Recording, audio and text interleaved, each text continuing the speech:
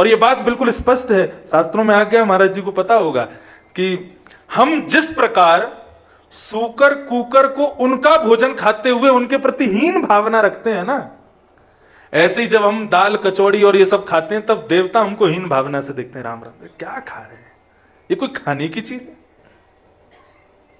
देवता अमृत चखते हैं और उस अमृत को चखने में जो सुख उनकी जिह्वा को मिलता है ना, वो सुख उसका वर्णन नहीं किया जा सकता। तो ऐसा वर्णन है कि जब हम किसी जानवर को उसका भोजन खाते हुए उसके प्रति हीन करते हैं, ठीक वैसे ही देवता मानवों के भोजन को देख के हीन भावना करते हैं।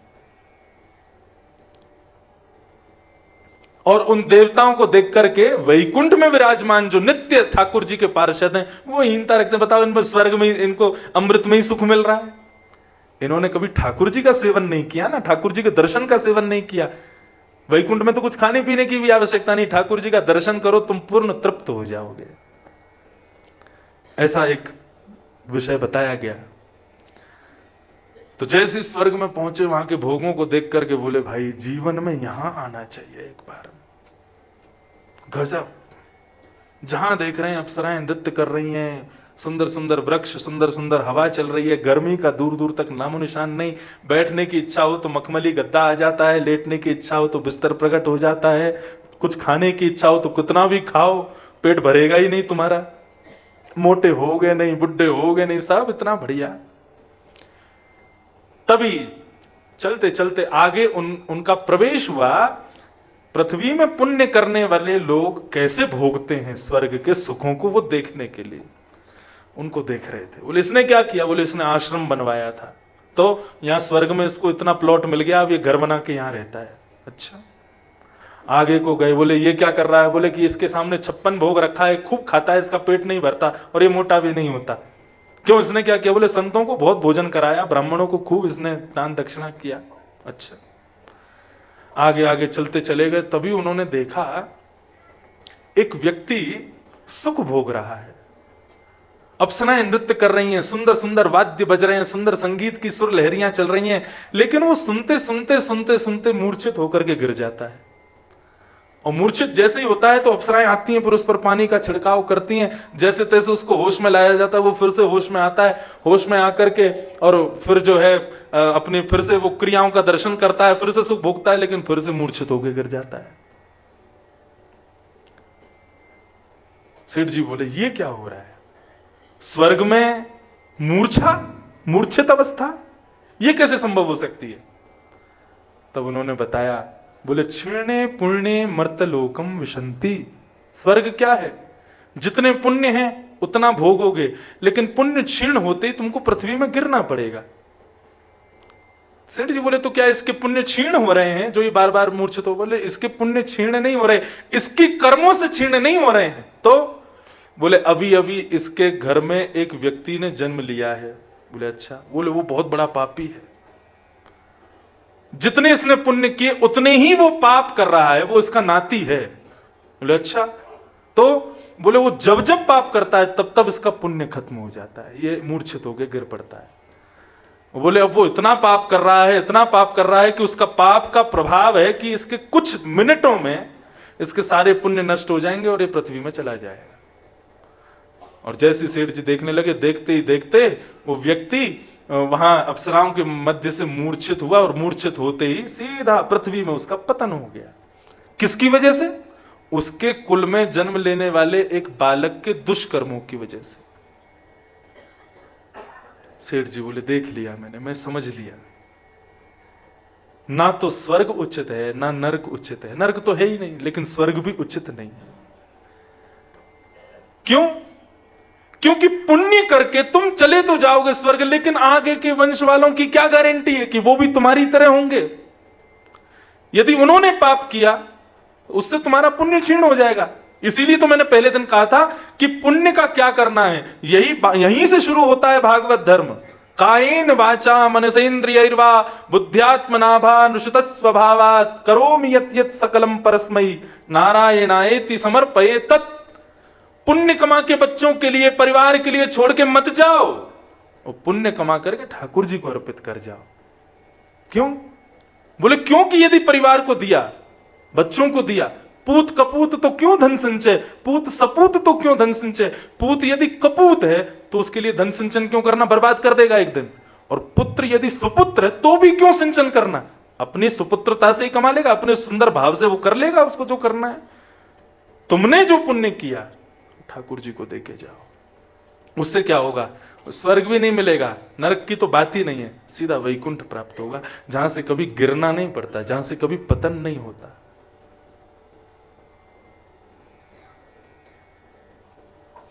भजन बिन नर मरकट के भूत, पद मुझे बहुत प्रिय है। भजन ही सार है, भगवत विमुख क्यों होना। यदि ये सब असद लक्षण हमारे भीतर हैं तो इन लक्षणों से बचने का प्रयास करो बंधुओं, क्योंकि अभी यहां पर जितने दिन हो उतने दिन तो तुमको बहुत सुख लग रहा है, लेकिन उसके बाद की गति का केवल हमने ट्रेलर सुना। अभी होता क्या होगा, जिनके संग होता है उनकी तो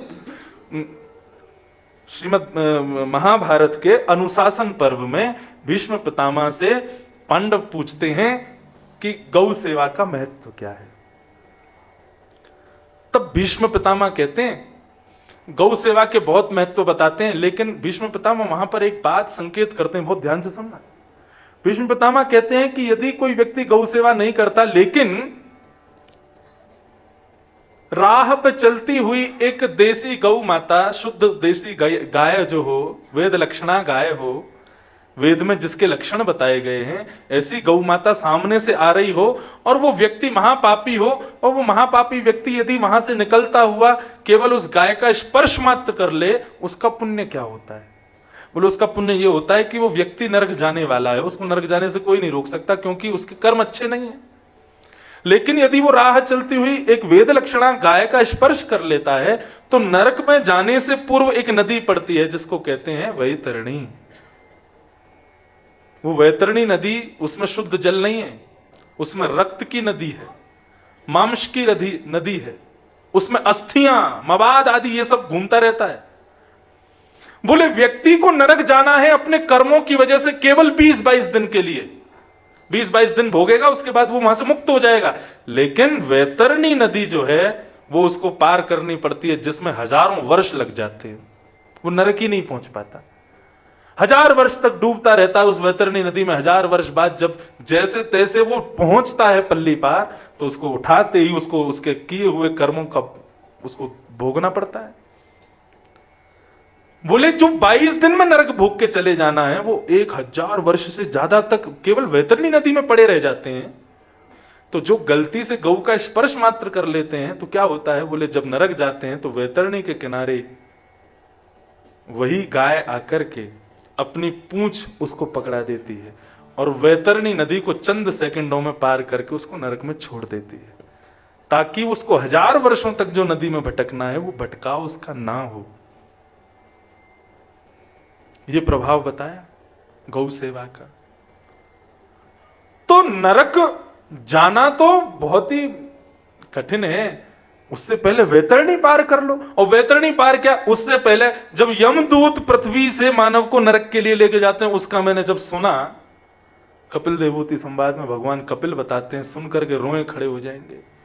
बोले जब मानव को नरक ले जाने के लिए आते हैं यमदूत, उसको यातना देह पकड़ा दे करके उसके गले में फंदा बांधते हैं और कितने हजार कितने लाख किलोमीटर प्रति घंटा की रफ्तार से वे चलते हैं और उस मानव को घसीटते हुए लेकर के जाते हैं नरक तक। मतलब बोले बीच रास्ते में मानव की इच्छा हो जाती है कि मैं मर जाऊं, मैं कैसे भी करके मेरे प्राण निकल जाएं। रास्ता इतना दुर्गम है, तो नरक की तो सोच करके आप क्या विचार करो, क्यों जाना है ऐसे नरक में। और जिस नरक से साधारण सा सरल सा अति पवित्र अति सरल भगवत नाम बचा सकता है, लोग फिर भी उस नाम को नहीं गाते।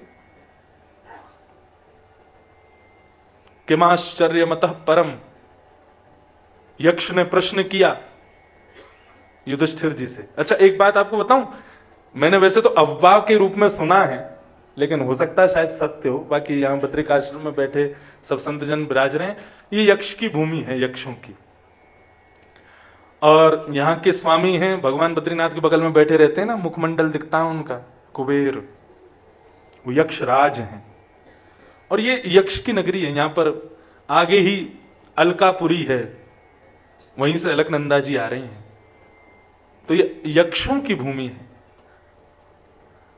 ऐसा मैंने सुना है। अब सत्य है कि नहीं पता नहीं। अगर कोई व्यक्ति यहाँ पहाड़ों पर विचरण करे, अकेला विचरण करे, और ज्यादा सुगंधी लगा करके विचरण करे, या ज्यादा चमकीले वस्त्र पहन करके विचरण करे, तो यक्ष उसको पकड़ लेते हैं, यक्षिणियां पकड़ लेती हैं, यक्ष यक्षिणियां उसको पकड़ लेती हैं।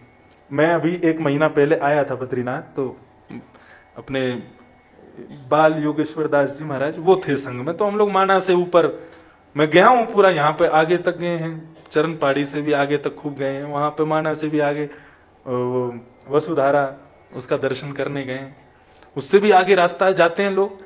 तो वो मेरे को उन्होंने मुझे बताया, बोले महाराज यहाँ ज्यादा इत्र लगा के, ज्यादा परफ्यूम लगा के, ज्यादा चमकीले वस्त्र पहन करके पहाड़ों पे नहीं जाना चाहिए अकेले। मैंने कहा क्यों?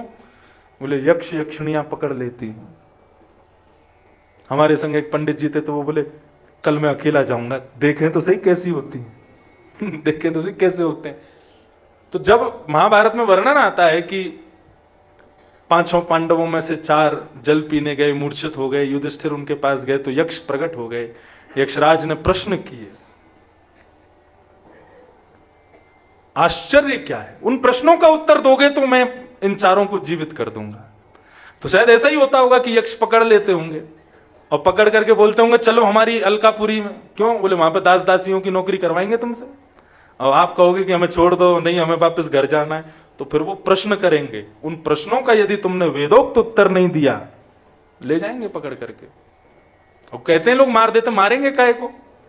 यक्ष नगरी बहुत बड़ी है, वहां जाके काम वाम कुछ करवाएंगे लोग, झाड़ू पोछा करो, बर्तन करो।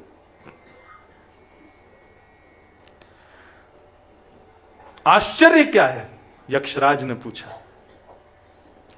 तब इतना सुंदर उत्तर देते हैं युधिष्ठिर कि सुलभम भगवन नाम जिह्वा च वशवर्तिनी तथापि नरकं यान्तं किमाश्चर्यमतः परम्। सुलभम भगवन नाम, भगवान का नाम बहुत सुलभ है, बहुत सुलभ। आपको दुकान पर खरीदना नहीं पड़ता भगवान का नाम। सुलभम भगवन नाम, भगवान का नाम अति सुलभ, अति सरल। और उस नाम को गाने वाली जिह्वा च वशवर्तिनी, वो जीव हमारे वश में है। जीव से चाहो तो तुम गाली दो, जीव से चाहो तो तुम हरि नाम गाओ, जीव को जो आज्ञा करोगे जीव तो वही बोलेगी। भगवान का नाम इतना सुलभ, नाम गाने वाली जीव हमारे वश में, तथापि नरकम यान्ति, उसके बाद भी लोग नरक चले जाते हैं। इससे बड़ा आश्चर्य दुनिया में कोई नहीं है। अरे बंधु, जिस प्रकार से कथाएं भारत में चल रही हैं ना, हजारों लाखों कथाएं प्रत्येक दिन चल रही हैं, उस हिसाब से तो नरक में ताले लग जाने चाहिए थे। क्यों अभी तक नरक के द्वार खुले? अच्छा, आप कहोगे महाराज जी आपको कैसे पता कि नरक में ताला नहीं लगा है? क्यों? क्योंकि दिन ब दिन जनसंख्या बढ़ती जा रही है। जनसंख्या कहां से आ रही है? ये सब वहीं से तो आते हैं भोगने, वहां नरक में यातनाएं भोग के फिर क्या करते हैं? फिर उनको दोबारा जन्म लेना पड़ता है। बोले जाओ फिर से जन्म लो और पुण्य करके या फिर भगवत भजन करके नरक से बचो, नहीं तो फिर नरक में आना पड़ेगा। ये रोज के जो जन्म हो रहे हैं, हर सेकंड में 2 लोग जन्म ले रहे हैं, इसका मतलब क्या है? नरक के द्वार अभी भी खुले हैं। भगवान का नाम इतना सुलभ, गाने वाली जीव हमारे वश में, फिर भी लोग नरक में जा रहे हैं। इससे बड़ा आश्चर्य दुनिया में कोई नहीं है। इसलिए बंधुओं, जितना हो सके भगवत स्मरण करो, भगवत भजन करो, इन अवगुणों को सुनकर के इन अवगुणों से बचने का प्रयास करो, हरि प्रिय बनो। वो क्रियाएं सदैव जीवन में करो जो हरि प्रिय हों, ठाकुर जी को प्रिय हों। अप्रिय ये जितने भी लक्षण अभी बताए गए, इनको करने का प्रयास मत करो।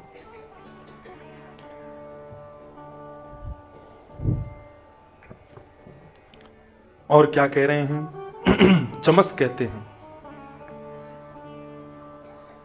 धनम च धर्मैकफलं यतो वै ज्ञानम स विज्ञानमनुप्रशान्ति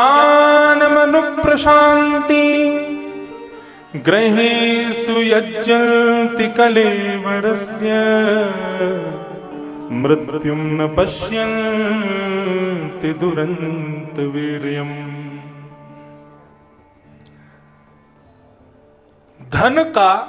धन कमाने का फल क्या है? धनम च धर्मैक। ठाकुर जी ने हमको धन दिया कृपा करके, भले हमारे श्रम को देख करके, हमारी मेहनत को देख करके, हमारे भावों को देख करके ठाकुर जी ने कृपा करके हमको धनवान बनाया। लेकिन धनवान बनने का फल क्या है? हम धनवान क्यों बने हैं? ताकि हम धर्म करें। धनम च धर्मैक फलम। धनवान होने का फल क्या है? बोले उस धन से धर्म करो, ना कि उस धर्म से अति भोग भोगो। शब्द पर ध्यान देना, अति भोग। भोगो जितना आपके लिए जरूरी है उतना उस धन से स्वयं के लिए भोगो, लेकिन अतिभोग, अतिभोग क्या है? साधारण भोजन पाना, साधारण रूप से रहना, ठीक है, बढ़िया बड़ा बंगला बना करके उसमें रहना, अपना व्यापार आदि करना, ये सब भी एक प्रकार से सामान्य भोग हैं। अतिभोग क्या है? व्यसनों को जीवन में लाना, ये अतिभोग है। हम किसी व्यसन के आदि हो गए, जरूरी नहीं है हमारे शरीर को कि व्यसन लगे, लेकिन हम फिर भी उस व्यसन में पड़े हैं, ये अतिभोग है।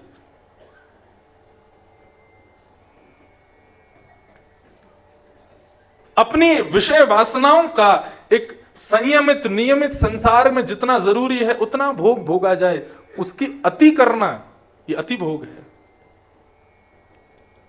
धन का फल धर्म है, भोग नहीं है।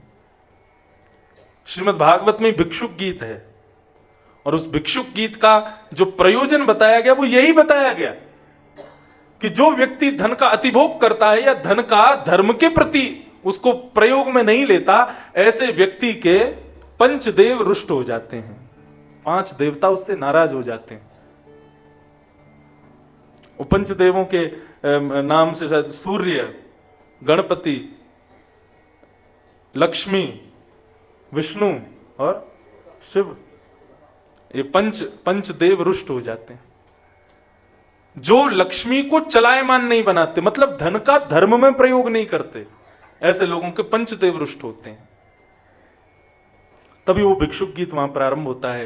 एक भिक्षुक था, एक व्यक्ति था, उसने बिल्कुल धन का दान नहीं किया, फिर वही भिक्षुक बन के गीत गाता है, भगवान उद्धव को सुनाते हैं। यदि संभवतः कल तक हमारा अगर ये पूर्ण हो गया तो भिक्षुक गीत विश्राम वाले दिन भिक्षुक गीत कहकर के कथा को विराम करेंगे। कृष्ण उद्धव संवाद का एक बहुत सुंदर गीत है, इतना सुंदर है, ठाकुर जी ने इतना बढ़िया बताया है। मन कारण, सबका कारण मन है, भिक्षुक वहां बताता है। धन का फल है धर्म। या फिर मैं ऐसा अपनी कथाओं में कहा करता हूं, धन के व्यय करने वाले 3 प्रकार के लोग होते हैं, उत्तम, मध्यम और अधम। उत्तम व्यक्ति जो होता है वो धन को अपनी पुत्री मानता है, मध्यम व्यक्ति धन को अपनी मां मानता है, और अधम व्यक्ति धन को अपनी पत्नी मानता है। उत्तम व्यक्ति धन का दान करता है, मध्यम व्यक्ति धन का भोग करता है, और अधम व्यक्ति धन का नाश करता है। ये छोटे छोटे सूत्र हैं बंधुओं, लेकिन जीवन के बड़े उपयोगी सूत्र हैं ये। प्रथम व्यक्ति धन को पुत्री मानता है, मतलब पुत्री बड़ी हो जाए तो उस पुत्री का ब्याह कर दो, मतलब धन जब बढ़ जाए तो फिर उसका विवाह कर दो। और लक्ष्मी का ब्याह किससे होता है? नारायण से। मतलब धन जब वर्धन हो जाए, धन जब वृद्धि हो जाए, तो उस धन का प्रयास करो कि उस धन से कोई धर्म कार्य करवाओ, यज्ञ करो, ब्राह्मण भोजन करो, संत भोज करो, कथा करवाओ। ये क्या है? धन रूपी लक्ष्मी का नारायण से ब्याह। मध्यम व्यक्ति धन को अपनी मां समझता है, और पुत्र जो होता है वो मां को सदैव अपने पास रखना चाहता है। उसकी मां यदि किसी और बालक को गोद में उठा ले तो बालक चिड़चिड़ा जाता है, मेरी मां ने किसी और के बच्चे को क्यों लिया गोद में, ये तो मेरी है, मेरी ही रहे। मतलब धन का यदि सदप्रयोग किसी और की सेवा में कर दें तो उसको बड़ा कष्ट होता है। बोले अरे राम, यहाँ 100 रुपए क्यों खर्च करने पड़ रहे हैं इसके लिए, ये नहीं, जितना हो मेरे लिए हो जाए। लेकिन अधम व्यक्ति धन को अपनी पत्नी मानता है और पत्नी मान करके उसका नाश करता है। जैसे रावण, उसने पत्नी बनाने का प्रयास किया, आज तक जलता है बेचारा दशहरा मैदान में। क्यों? केवल उसका इतना सा अपराध था कि उसने लक्ष्मी को अपनी पत्नी बनाने का प्रयास किया। लक्ष्मी को या तो मां मानो या फिर उत्तम है पुत्री मानो, क्योंकि धनम च धर्मैक फलम,